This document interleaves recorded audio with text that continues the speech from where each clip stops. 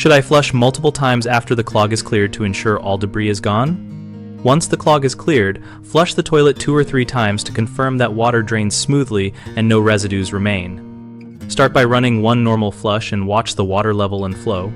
If the bowl empties cleanly and the tank refills at a steady rate, there is likely no remaining obstruction. If you still see slow drainage or swirling water, use a second flush and observe whether the flow improves. Persistent sluggishness indicates a deeper partial blockage or venting issue.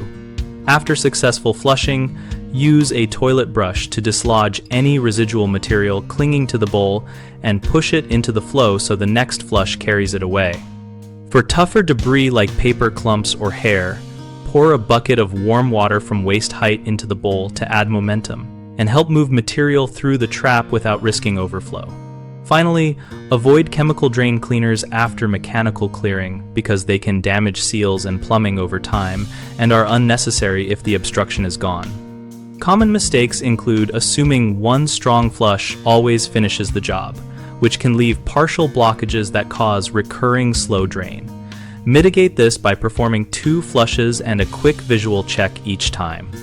A second mistake is using excessive force or repeated plunging after the clog is cleared, which can harm the wax ring or toilet flange.